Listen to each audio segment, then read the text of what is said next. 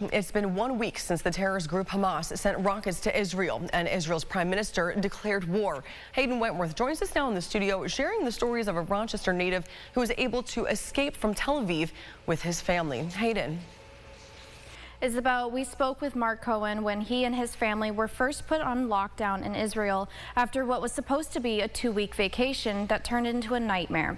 Now he and his family are home, however, others remain in Israel.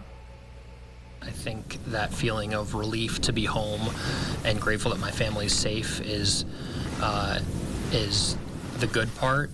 Rochester native Marc Cohen says his heart is still with the families in Israel who are still living in fear of the Hamas aggression. Cohen describes how it felt in the hotel located in Tel Aviv, hearing the explosions going off around them while in the bomb shelter, and not just his family, but everyone there was scared. I can tell you that nobody felt safe at that moment because these terrorists were targeting residential neighborhoods, they were targeting tourists, they were not targeting military targets. Cohen gives thanks to friends here in Rochester, like Meredith Dragon, CEO of the Jewish Federation of Greater Rochester.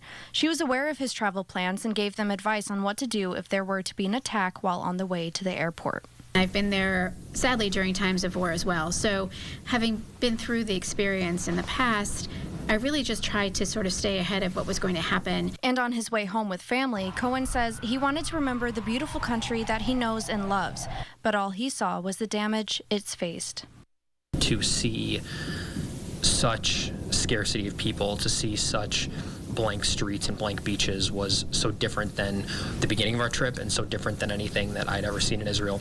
Dragon says the ongoing violence between Israel and Hamas brings an overwhelming sense of vulnerability for the Jewish community here in Rochester. For this to happen in Israel toward the Jewish people, we all feel it reverberates around the world, including here in Rochester, and our Rochester Jewish community is feeling particularly vulnerable right now. Cohen says although his family was able to return home safely, he feels saddened about the continued threat the country faces, but believes that Israel would come out stronger. Israel is an incredible country. It is a beautiful country.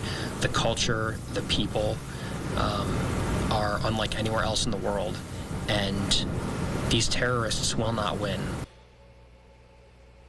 Cohen also tells us there is no question that he and his family are going to return to Israel in the future. In the studio, Hayden Wentworth, News 8. Isabel. All right, Hayden, thank you very much for that report.